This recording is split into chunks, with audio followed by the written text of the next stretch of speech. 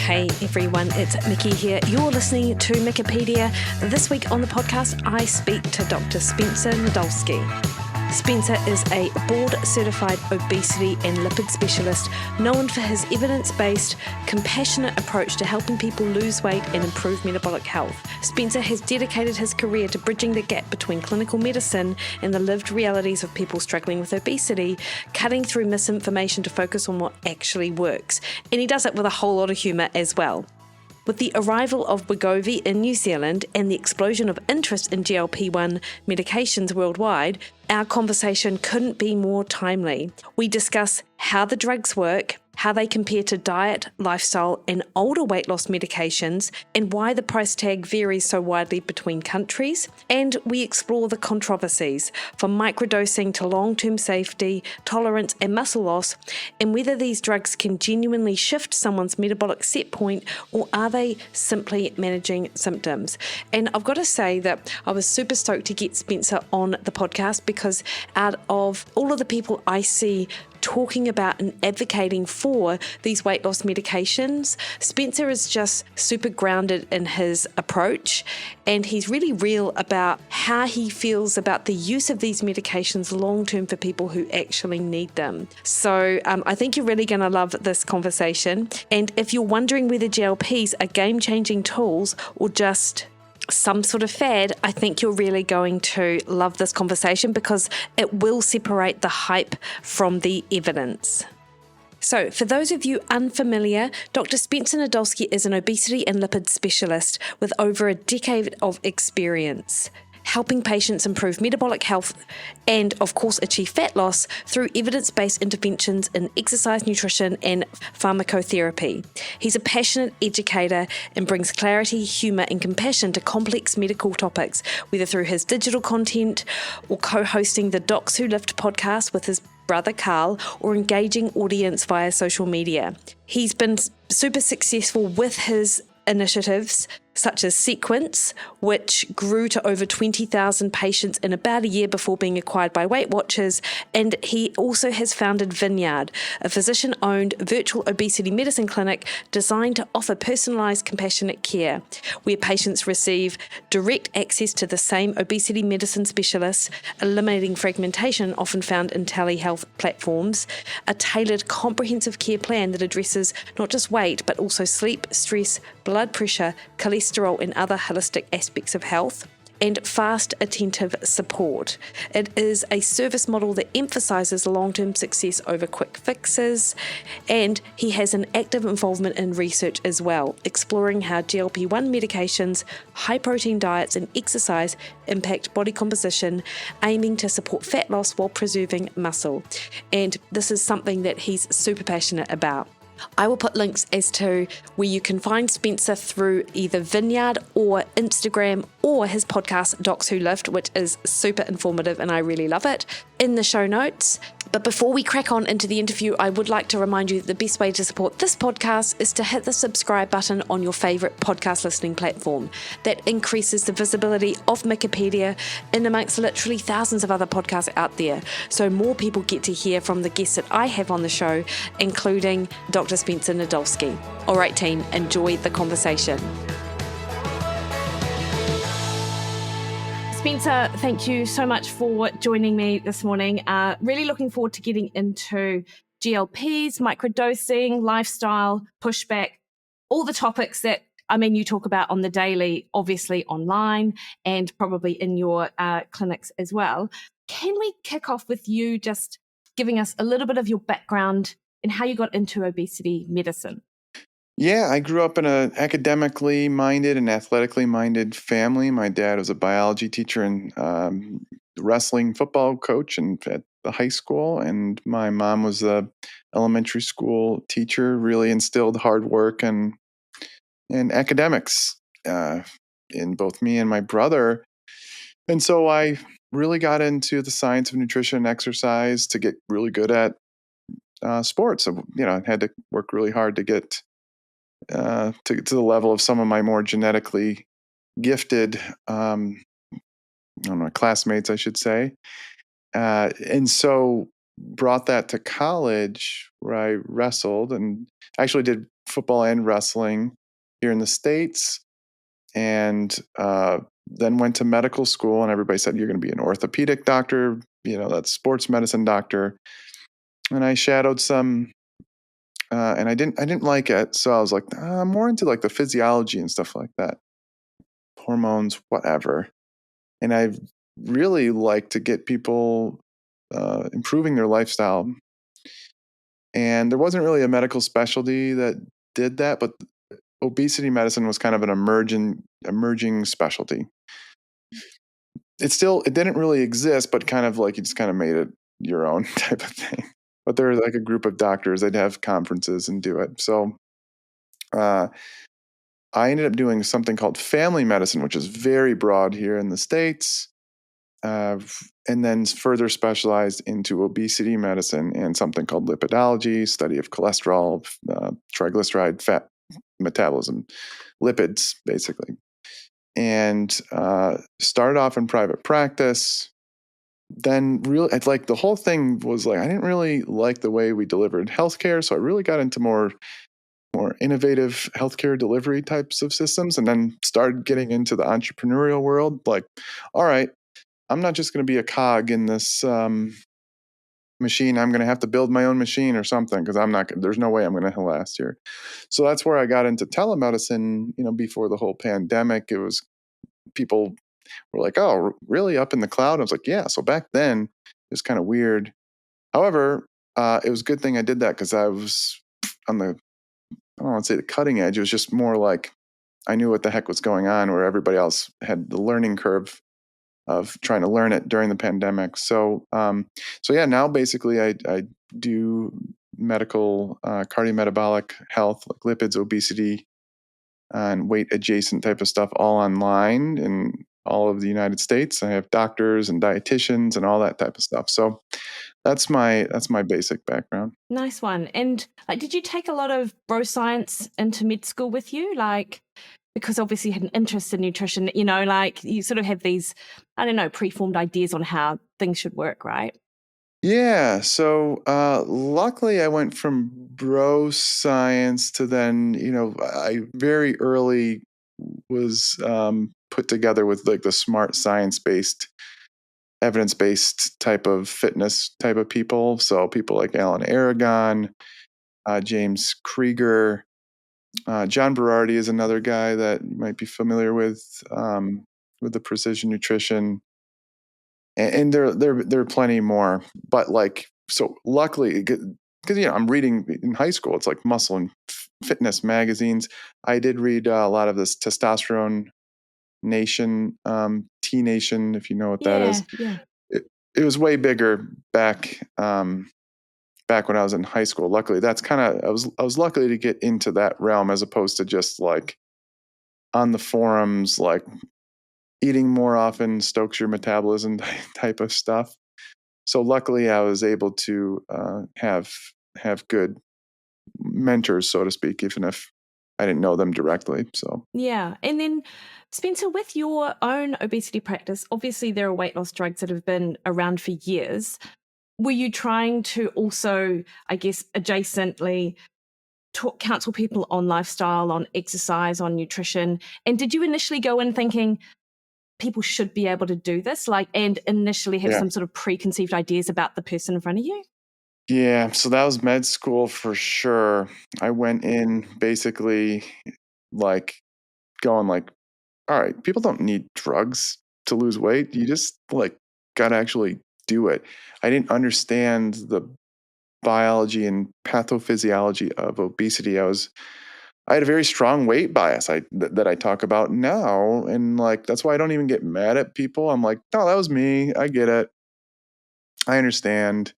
People have this bias against those with excess weight. And so I had that in med school, and it wasn't until I kind of learned the pathophysiology, and it wasn't really until I just kept working with patients, going like, okay, apparently it's a lot easier said than done, and there's something else going on here.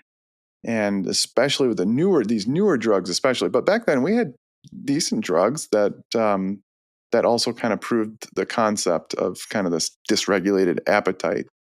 around eating to an energy balance. Because like, why can't you just not eat that second portion? Why do you have to eat the donuts that Susan brings into the workstation? Why do you have to eat that pizza XYZ? And now it's like, okay, it's the appetite driving them to do it. It's not like they're choosing it particularly. So Yeah. Stephen Guyenet talks a lot about the hungry brain. Like, do yeah. you like his work? Like, is that something that you Yeah, like? he and I are friends. It's what he describes is exactly what's going on. It's I mean, you can talk to people about it, especially before they take the medicine. They're describing like that they're just for some reason can't lose weight. They may not even understand the hungry brain. You put them on the medicine, they start losing weight, and then they get it. They're like, "Oh my gosh, now I don't have all the thoughts about food. I can actually eat a serving and not have to have another serving. I actually am not even thinking about eating the chips after dinner or whatever it is." And so it's just it is literally the hungry brain, because people are like, it must be my metabolism, all these different things. And yeah, some people can have various differences in metabolic rate, but it doesn't predict um, excess adiposity or fat tissue. So it's rarely, if ever, their metabolism. It's the dysregulated appetite. So that's why the drugs work so well. And can we chat about them? So, like, Wegovy has just hit the New Zealand market, and everyone is sort of either up in arms or particularly excited about it. You sort of one way or the other, I suppose.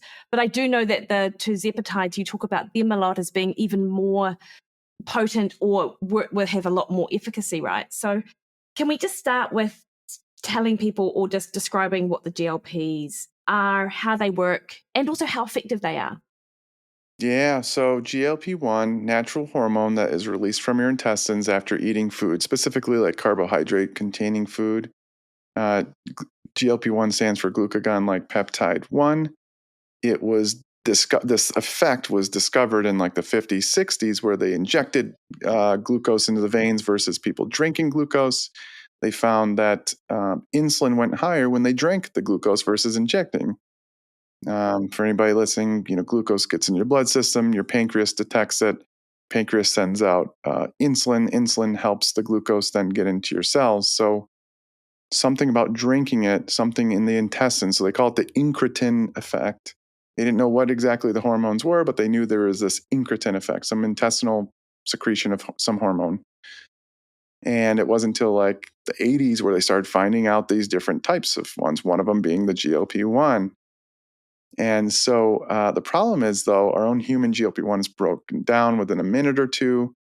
So they're like, how do we use this to like help people lower their blood sugars a little bit better? Well, if you injected human GLP-1, it just gets broken up very quickly. Doesn't have that much of an effect. You'd have to keep infusing it, and that's an issue. Well, some pretty smart guy found that the Gila monster, these like little venomous lizard type of things, their venom saliva has a 40% similar homology or homologous to human GLP-1, and it was resistant to our own natural enzymatic breakdown of it, relatively resistant. So they actually developed that into the first GLP-1. 2005, it was approved, called Byetta or exenatide. You had to inject it twice a day. It didn't. It had a little bit of weight loss, not a ton, but it helped people lower their sugars. And then the race was kind of on from there. Then they did take our human GLP-1 and modify it slightly, so it's not broken down. That was liraglutide. That was a once daily injection. And then Wegovy is semaglutide. People know it as Ozempic too, but semaglutide is similar to the liraglutide. It's human GLP-1 that they modified and it lasts even longer. You can get more of it into your system, so then it hits different receptors or hits the receptors stronger. Uh, and then now we have the tirzepatide, which is actually a co twincretin co-receptor agonist. So it hits not only GLP-1, but it hits another incretin called GIP, and it's even more effective. That's kind of the newest one. But Wegovy is semaglutide. and the effectiveness. So when you think about lifestyle interventions on a population level, gold standard randomized types of trials, gold standard though, intensive coaching and whatever, we see an average of around 6, maybe 7% total body weight loss. So let's just say someone who's 200 pounds over the course of a year, you can expect on average, again, we can get into some people respond really well. Obviously, we know them lose tons of their weight. But on average, someone that's 200 pounds, they would lose, somewhere around 12 to 14 pounds of their weight and keep it off for a little while. Well, these the semaglutide gets around 15 or so percent total body weight loss. So you start getting into more than double or even triple the amount of weight loss. Tirzepatide gets like 20, 21, 22%. So it even adds another like 25% on top of the semaglutide. But the weight loss is what we call durable. So like with lifestyle alone, you have to keep doing those things to keep your calorie intake lower. And it's tough. The appetite starts coming back. It works hard and hard against you. You're exercising, doing everything you can, but you're just getting hungrier and hungrier. These medicines, though, just dampen down that appetite level a little bit and keeps it there. Some people say that their appetite's coming back, but they don't regain their weight, which makes me think that the drug's still working. So they have studies up to like 4 or so years showing people don't regain their weight on these. So that's another added benefit. So much more weight loss than lifestyle alone. Plus it's durable, it lasts. And I always say the big myth around it is that like they're not doing all the work for you. They're helping you do the work. It's kind of honestly, you could take them and you lose the weight regardless if you just kept your old lifestyle. But like, really, they help you do what you already have a good idea of what to do, but just couldn't do it before. That's this. I did my master's in obesity, and I just remember how underwhelming these intensive, depressingly, like they just seem so miserable. Like I love it's what I do. I'm a runner. I exercise and I love it, but like just the way that they sort of like laid out the low calorie diets, the aerobic training, and it just seemed so miserable for such a small return. Albeit I did wonder actually, like a lot of those traditional sort of intensive lifestyles don't really target the things that we might target in practice, like protein and strength training in addition to. But Right. it's hard. And then of course, if you look at exercise, how much exercise you need to maintain that weight loss. I think it's like on average, but like 90 minutes a day, which is probably It's a not a lot. lot for us, but yeah, for most people. You say for someone who's like not used to it, like Yeah, it's crazy. Now a couple of things, Spencer, which is interesting. So you mentioned that the GLP-1 works because they increase the pancreas signal to release insulin. Is that what you for sugar regulation? Yeah. Yeah, Mm-hmm. yeah. And so Acute sugar regulation, I should say. Yeah, okay. So in type 2 diabetes, which is how it was first used, like someone asked me this, they were like, well, aren't the people with type 2 diabetes, don't they already have like elevated insulin anyway? So what's the go? Yeah. So there's a few things. It helps. The incretin effect is lost or diminished in those with type 2 diabetes. So acutely, when you eat something, you over time in type 2 diabetes, you don't have not only the incretin effect, but also your pancreas doesn't work as well to release more insulin to then push past that insulin resistance to get the blood sugars into your cell. So when you start taking one of these GLP-1 medicines, you bring back that incretin effect, so your insulin goes higher than it would when somebody eats. There's also delayed gastric emptying, so the glucose that you eat doesn't get into your bloodstream as quickly as it would, so that's blunted a little bit.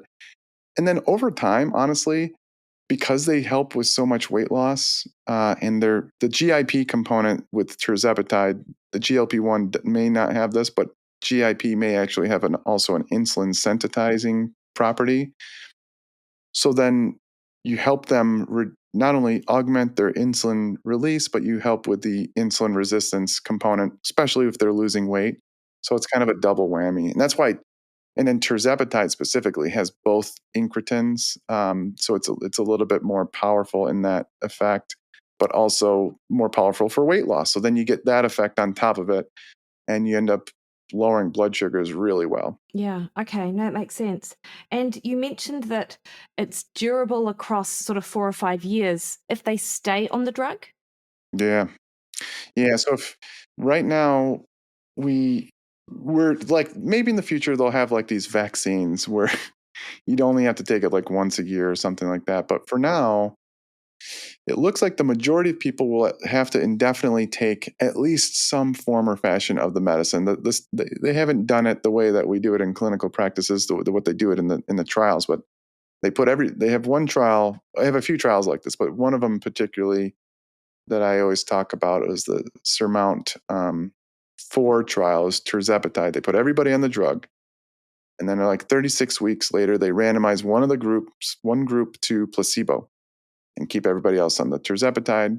Those people on tirzepatide keep losing more and more weight. The group on placebo, you can see them all slowly start to regain their weight. But when they start looking at subgroups of like, was there anybody that kept losing weight or at least kept off most of the weight? There's like a small 10-15% of people that throughout the rest of the trial, the people that went to the placebo actually did keep off the weight. So it's possible in the short term. We don't know what happens after a year or so. What I see in clinical practice, though, and again, I don't even know how to run a trial like this because you would see all sorts of different combinations of how I do this. But the gist is that some people want to come down. Not most people want to stay on the medicine if they can, but for financial purposes, for a lot of people, if they're paying out of pocket, they want to be on the least effective, like the minimal effective dose, I should say. And you start doing very low doses and even spread them out. So instead of every 7 days, you're injecting every 10, 12, 13, 14 days at like low doses or moderate doses even, and then and they it's just enough to keep their appetite at bay without being that max dose that they're on. So lots of different ways to do it. There are also non-GLP-1 meds that you can try that might work as well. And then there's some people that are able to come off the medicine and do fine. Rare, relatively rare, but happens. Yeah. Oh, interesting. And I think I've heard you say that potentially if people can come off and continue to maintain their weight loss, then potentially the food noise for them wasn't as big of a deal. But of course, I suppose we don't know anything, but Has to be. They had to have not had. So they're likely the same people that if we got them into one of those intensive, what I talked about, those averages of like, on average, people lose like 6 to 7% with intensive lifestyle. It's possible this small percentage, it looks like the same amount of percentage. I don't know if they're the same people, but I have a feeling they are.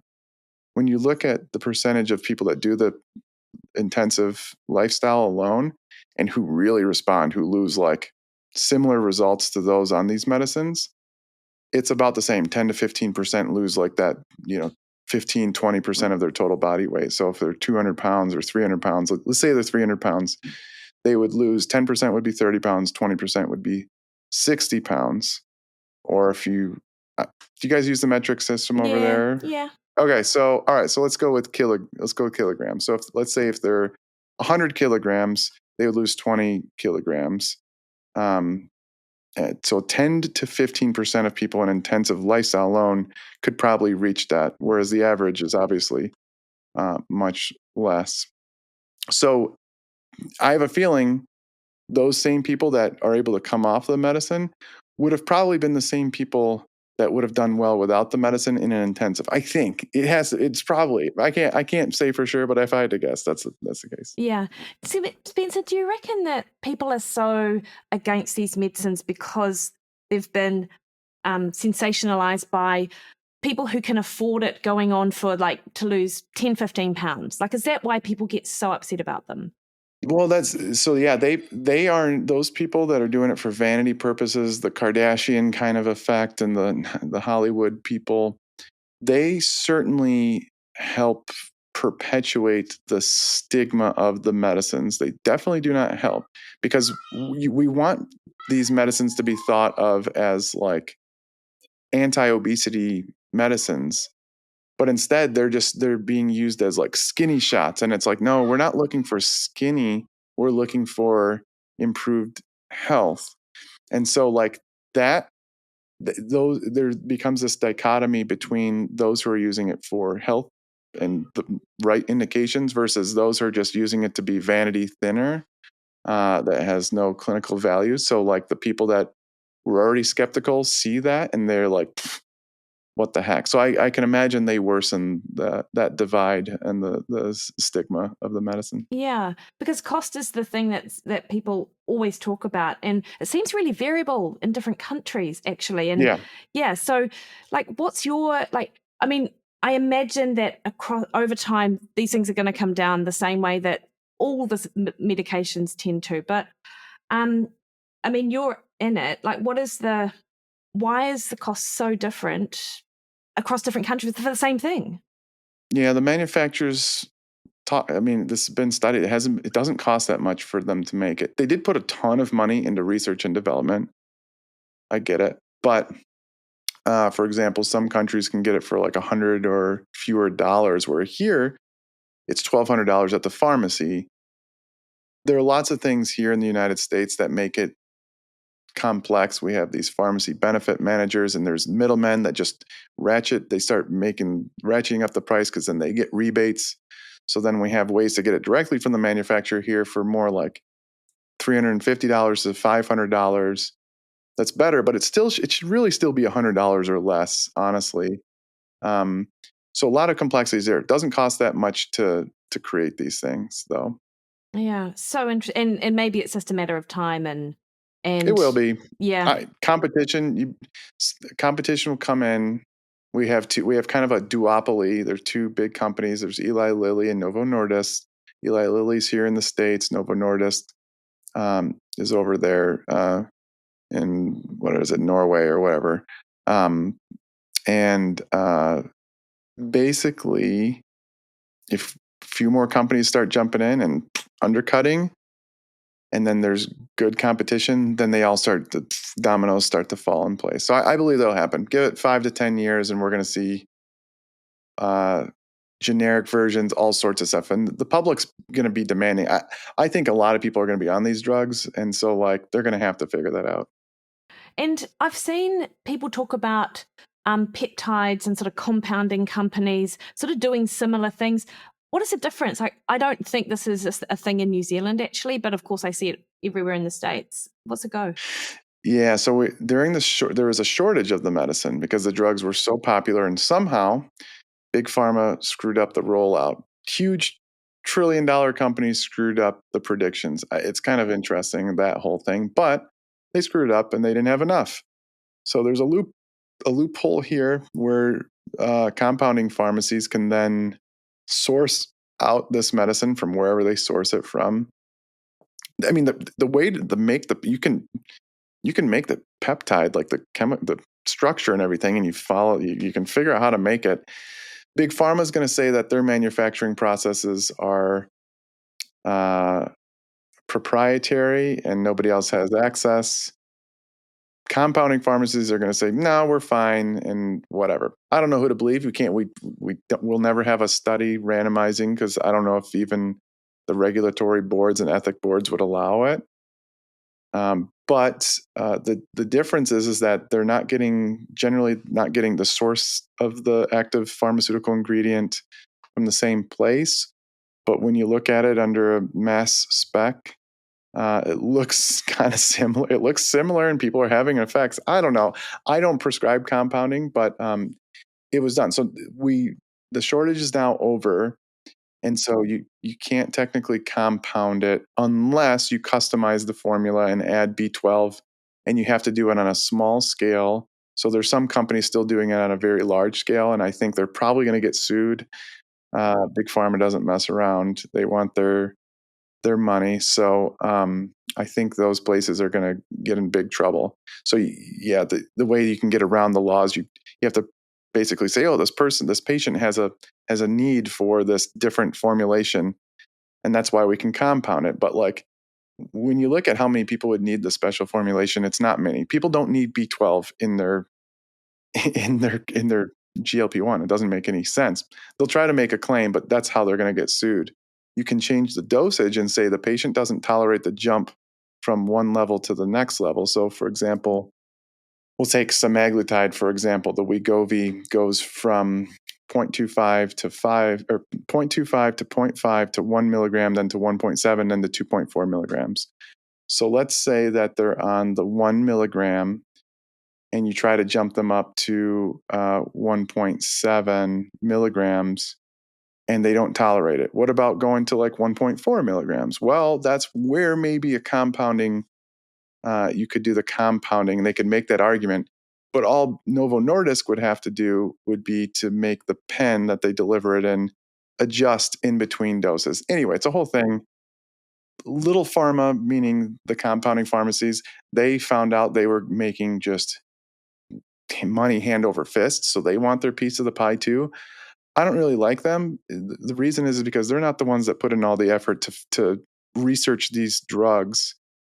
I'm not saying big pharma isn't corrupt, but little pharma is not corrupt too. I think they're worse because they're preying on all these people and saying that they're the Robin Hood good guys when they didn't put in any effort for these for example, Novo Nordisk spent how many ever millions of dollars to do a cardiovascular event trial, CVOT outcome trial. We wouldn't know that this drug helps reduce heart attacks if it weren't for them. They're the ones doing it. And now we got Little Pharma trying to claim that they can make the drug too when they didn't put in any of the effort. It's like, come on, get out of here. So anyway, that's just my little soapbox. And yeah, you could call me a big pharma shill. That's fine. But it's just those are the facts. I need to say that because loads of other people do, don't they? Apparently. Yeah, you don't need to. Yeah. Everybody else will say it. Yeah, of course. Yeah. So obviously those little the compounding companies aren't enough to push the price down because they're just small players riding on the coattails. Yeah, they can make it cheap. Yeah. People, you mentioned the obviously the benefits of them, Spencer, and I've seen lots of studies and people also talking about benefits beyond CVD, type 2 diabetes. I've seen people talk about benefits for arthritis and inflammation and the rest of it. But before we get into the claims that might not be supported or supported by research, what about some of the side effects? Because this is what I see time and again people talk about. We don't know the side effects long term, albeit I don't know what long term is if 5 years isn't long term. Yeah. Are there any that you're particularly concerned about that we do actually need to know more about? Like I've heard people talk about thyroid cancer and... Yeah. So I'll give you the common side effects. Nausea, by far, most common side effect, goes away for most people.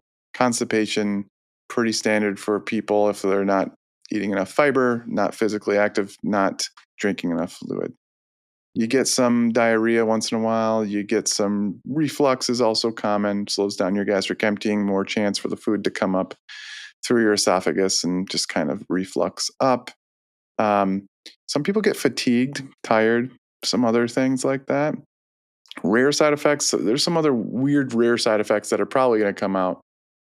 The one thing that people were worried about were the black box warning on the drug says in rats and rodents, this causes a special type of thyroid cancer called medullary thyroid cancer. Well, that sounds scary. In humans, it hasn't been shown. And the biological reason for that is that humans don't readily have GLP-1 receptors on these specific cells called C cells in their thyroid, whereas rodents do. They're abundant, and clearly the drug hypertrophies their C cells in their thyroid and looks like they're increasing of this special rare type of thyroid cancer called medullary thyroid cancer. But we don't see it in humans. In fact, there's a push to get the black box warning off of the drug. But so that's one of the concerns that I'm not concerned about thyroid cancer. One of them was pancreatic cancer in the past, hasn't been shown. Pancreatitis was a worry. Big meta-analyses where they put all these huge trials that have been out for a long time, put all the data together. Doesn't look like there's a difference from the drug versus a placebo for pancreatitis. I've seen it, but apparently in the trials, we also, maybe see it in placebo. So it's kind of like, all right, well, it's no different than placebo. I do think you can get gallstones from the medicine from weight loss. Gallstones can cause pancreatitis, so it's very possible. And anybody can get you can get weird reactions once in a while from medicine. So it's not inconceivable about pancreatitis from some other types of medicines. The reason this was a worry was because of how it works on the pancreas. And so the beta cells of it helps preserve them or proliferate your beta cells, the things that make insulin in your pancreas. So that was why it was kind of like pancreatic cancer, pancreatitis, but it doesn't seem to be an issue. I see some weird stuff that I see though. I'm seeing at high doses, people get what we call anhedonia. They just kind of feel like lack of motivation, just kind of blah. I think more needs to come out about this, but I've been making videos about it and lowering doses in people where they still have the effect of appetite suppression, then they get their motivation back, and things that are related to that. Could be the fatigue that's related to that. People lose their libido and sex drive, whereas other people increase their sex drive because now they don't have as much adipose tissue, and the adipose tissue and inflammatory effects from that can affect your communication from your brain to your testicles or ovaries and things like that. We're seeing fertility improve, maybe because of GLP-1 receptors in that communication between the brain and the pituitary and the ovaries, or maybe directly on the uterus. I don't know. There's so like these are things that I just see. I'm like, oh wow, this person didn't lose any weight, but they're now having periods that they didn't have for a year. Clearly something going on. I don't know. Yeah. No, there's a lot there. That's super interesting. And what about the idea of tolerance with GLPs? Like, do the people reach a point where, I mean, you mentioned that people earlier that people talk about food noise sort of coming back or something like that. Like, is that an issue that you're seeing in your clinic? That So they don't regain their weight. They do. Some people do start getting appetite and food noise increases, but their weight doesn't change. And so, in my mind, the drugs are intended. So what I always tell people, they work for obesity and weight. They're not approved for food noise, particularly people. But that side effect of it's probably an effect that helps people lose the weight. But like, if the food noise comes back and you don't regain the weight, like I don't even know what to say to them because they're not. I don't know. It's like if they still maintain that weight despite having food noise, the drug's still working, but it's just not. It can be kind of mental anguish when they start. The food noise really people feel so much better when they start taking these medicines. So it's kind of an interesting thing that they don't regain their weight necessarily. And just to clarify, like, because I see on the internet a lot, people talk about like the compound is like CaloCurb, and people also talk about here's my GLP-1 diet, which is actually just including a lot of foods that are naturally going to help us really like clarify for us the actual effect of these compared to drugs.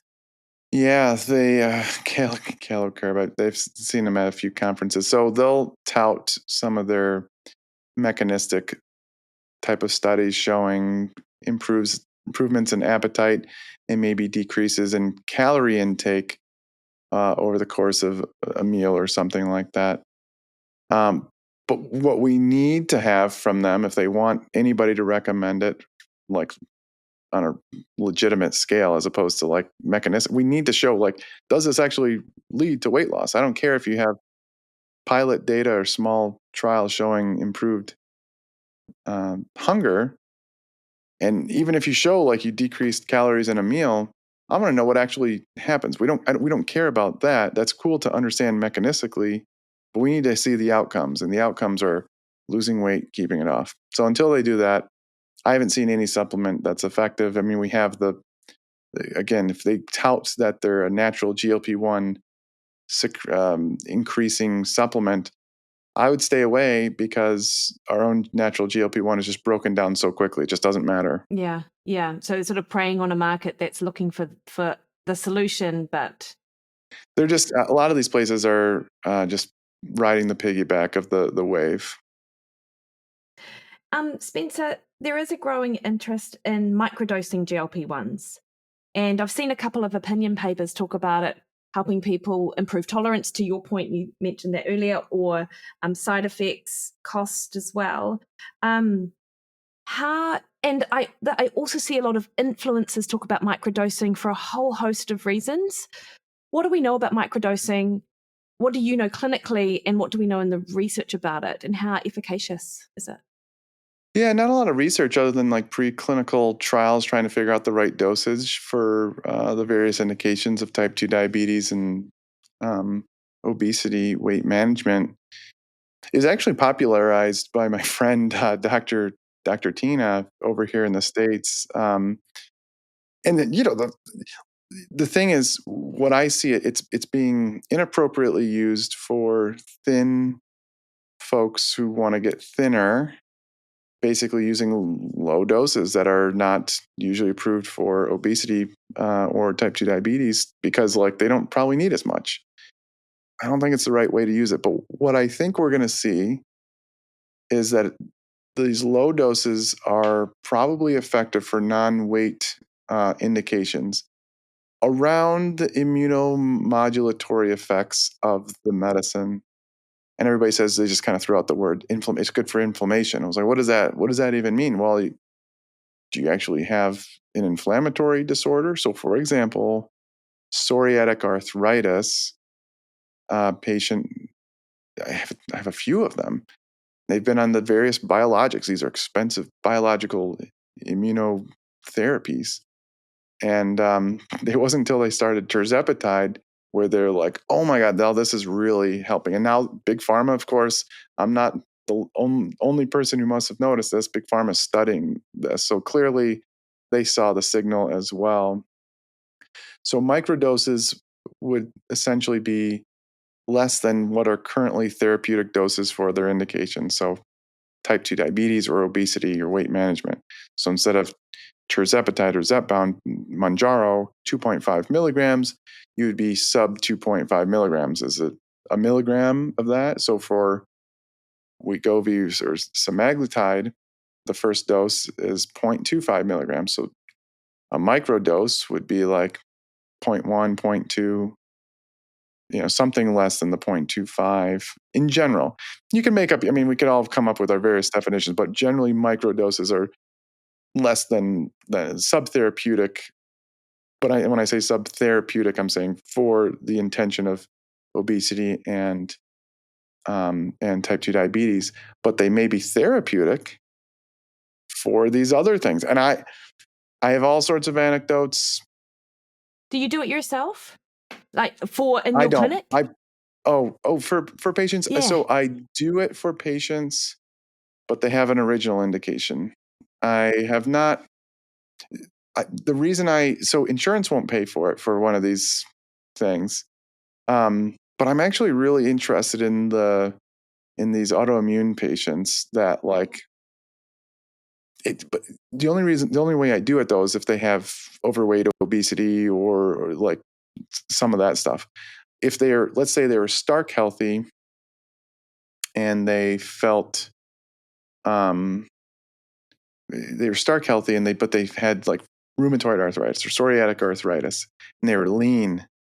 I haven't done it in those patients yet, but I think, we'll see with some of the new data coming out.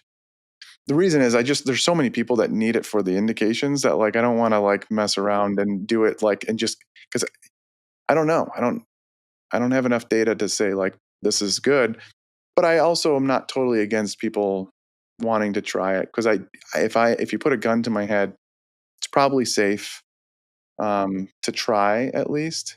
What I don't think is right is using it strictly for small amounts of vanity weight. And that may change. Maybe I'll change. Maybe in the future they'll study in those folks and they'll be like, okay, we're actually preventing heart attacks in these folks for long term. If I had to guess, that actually might be the case, but I'm not like I always say that if we don't know if there's a huge clinical upside, you're only going to get that downside. And the downsides are very small, but then that's very rare small downsides start to outweigh the no clinical upside. So until I understand that there's a clinical upside for people. And I think there could be more. It could be harm if you start weight cycling with, if you're lean and you go lose 10 pounds, regain the 10 pounds just from going on and off semaglutide or tirzepatide, and you have no other autoimmune or inflammatory disorders, obesity, whatever.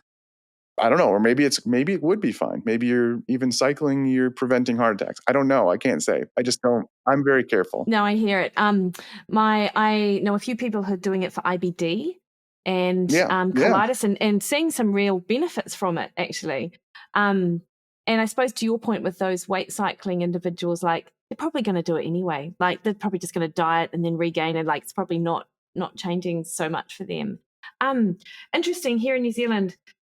For what it's worth, there's this huge, a lot of people sort of use their platforms and are saying, like this, it's potentially quite beneficial, but what about lifestyle change? Like these people didn't ever think about lifestyle change, which I find super interesting that, it's like, I'm sure that they have. But in particular, there was a bariatric surgeon had this huge piece in a couple of the bigger sort of media outlets, just warning people against just jumping on these drugs.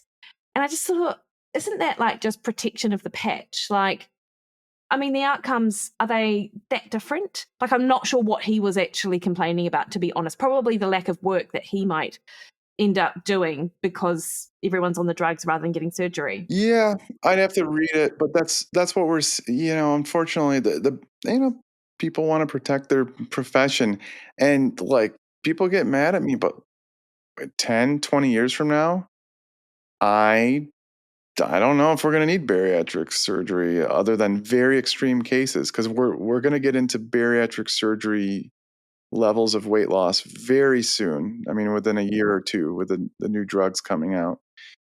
Then what they're going to argue is that it's a one and done.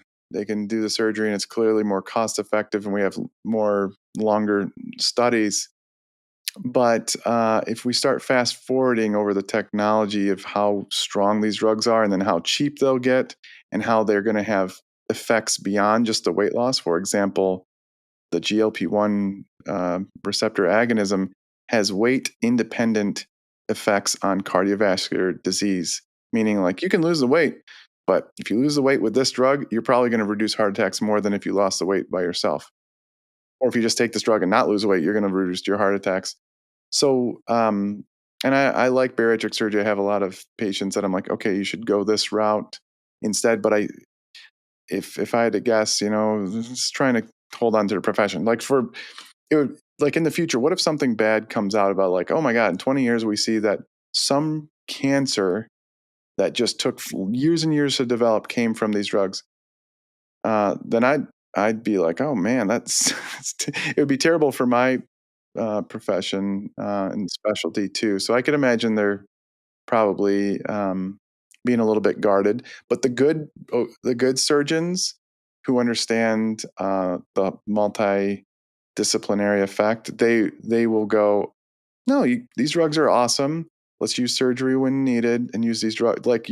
That's how it's supposed to be. Let's use the best effective method, and with a shared patient decision-making process between the doctor and the patient. So that's a good one, should do that. Yeah, nice one. And I mean, I don't even think we should really go into this, but I will mention it because everyone talks about how people just lose too much muscle mass. Come on, Yeah. but surely, I mean, I'm sure most people listening to this understand that lifestyle is always a big piece of the puzzle when it comes to using these drugs, or should be when using these drugs, and you're going to lose a lot of muscle mass if you just aggressively drop calories, which is effectively what these do, right? Yeah, so if you dieted and didn't do lifting weights, you're going to lose muscle mass. And you generally lose muscle mass no matter what, regardless, even if you're lifting weights. But if you're pretty good about it, like we are going to be publishing papers based off of some of our patient population, we're seeing minimal muscle loss, very minimal, when they optimize protein, but most particularly it's the resistance training. So, yeah, it's just like, if anything else, if you're eating a low calorie diet and not lifting weights, you're going to lose, 25, 30% of fat-free mass. Yeah. Yeah. Just it is what it is. Your minimum threshold for protein, Spencer? So obviously, if you look at physique science, they go up to 2.4. General weight loss might be 2 grams per kg, but actually getting that amount in is likely quite difficult. So what's your minimum threshold? And what about those clear protein waters? I think I've seen you trial a Yeah. few of them. Like, yeah, what's your sort Yeah. of Yeah, protocol? 1 to 1.2 grams. If they can get 1.2 grams per kilogram of protein, they're doing great. If you can go higher than that, great. But like if you are have a lot of weight, like that can be really difficult, especially if the medicines are just dampening down your appetite. So that's kind of and the data from that come from like the very low calorie diet studies and looking at what protein amount can help minimize muscle loss and that type of thing.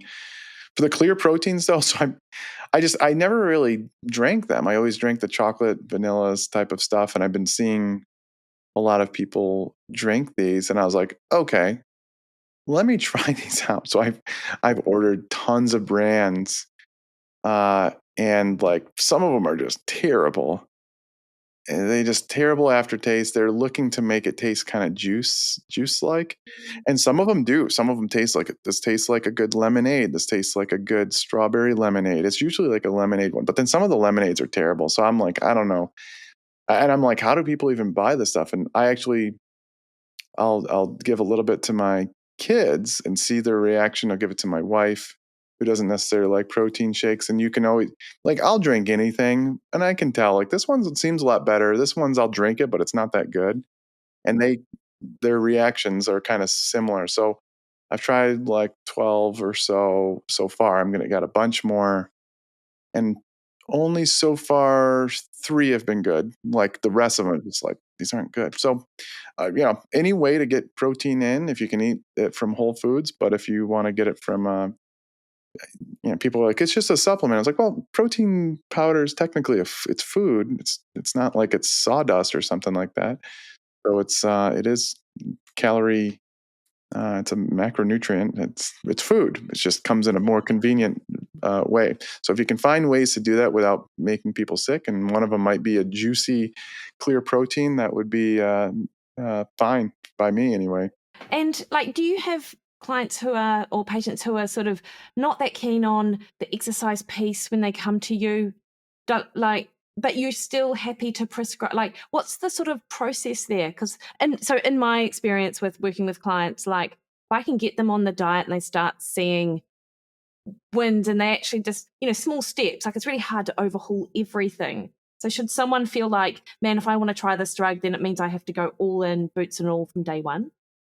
Yeah, it's kind of classic behavior change stuff. So you don't force them. You show them that they have this opportunity to do this, and you have the resources, and that you'll be there if kind of motivational interviewing behavior change type of thing. I basically tell them, I'm not going to force you to. I just, but I have this here. Here are the benefits. So let me know if you want to do it. What I see is that some are like, yeah, let me just start getting into it. Other people will be like, okay, they start losing weight within weeks. Their joints and everything start feeling better. And they're like, I'm ready to start doing physical activity. Some of them takes a few months, but you give them the opportunity to do it. Don't force them. Don't wag your finger. Don't shame them. Classic behavior change Yeah. science. Yeah. Yeah. Nice one. And you've mentioned that, people, I've heard you say online that people will probably need to stay on the drugs for the rest of their lives. Is that, like, do you think that that's actually the case and that's why some people are so up in arms about being on the medications or even starting them? Yeah, most people will have to use the medicine indefinitely. And some people, though, like I said before, that some people can come off on it, but I think that bothers people because it's a big pharma type of thing. They just think it's big pharma's corrupt. So that's why people, yeah, it probably contributes. Oh, you're gonna have to be on another drug for the rest of your life. Big pharma's gonna make more money. So that certainly plays into it. Nice, Spencer. And then finally, obviously, you've got Vineyard, which is Yeah. your telehealth, which I only just think of wine when I think of vineyard. I'm not. Yeah. Nice one. So can you just tell people a little bit about it? And I know obviously it's just for listeners, and listeners in the States. It's an option. Are you in every state yet? Yeah. So there were some legal things, and I think we're waiting on Mississippi. Actually, there's some weird waiting on a license or something. But every other state, and it's essentially there's a lot of these places online that say they do comprehensive weight care, but they don't. None of them. There's not a single one. And so we do everything. We have good dietitians. We have strength coach, strength program, and you get a lot of time with the doctor who doesn't just hand you the prescription. We will get you the prescriptions quickly if you qualify, but we give much more wraparound care with blood pressure, cholesterol, and all that type of stuff. So the concept was, I've been with some other companies in the past, and I wanted to create the evolution of what I think the right way to do it online is. So focusing on good customer patient service where you're fast, speedy replies, but also better care than anybody else. It's it's a tough thing to do, but I think we figured it out. Yeah, awesome. And you seem to have such knowledgeable people in your team as well. I'm really looking forward to reading Summer's book that's just been released. It looks really Summer's great. book. Everybody should get Summer's book. And I have it down here. Where is it? Living Your Healthiest Semaglutide Life. Yeah, it's nice over there one. in my bookshelf. Yeah. No, I love it. Spencer, thank you so much for your time this morning. Really appreciate it. Thanks for having me on. Obviously, I will put all of your links in the show notes, and particularly your podcast. I love your podcast, and I do you and Carl get on that well, quite well in really well in real life? Yeah, you guys always just close. been best buds. Yeah, we're close. We beat each other up and stuff like that once in a while, but we're close. Nice. I really love it, and I love how geeky you are as well. And you go over a paper, and then I don't know, someone's like, man, that was really boring. And you're like, nah, it's not that boring. Yeah, Carl's like, God, that was boring. You're like, nah, it's not that boring. Anyway, let me tell the listeners where they can find out more about you. Yeah, Docs Who Lift podcast. You can go to Instagram, Dr. Nadolski. I'm on TikTok as well. I don't know, I don't like TikTok as much, but I'm there. Twitter, X, Dr. Nadolski as well. Facebook, Dr. Spencer Nadolski. Nice one. And joinvineyard.com if you want to check out the clinic. I love it. Thanks so much, Spencer. Thanks for having me on.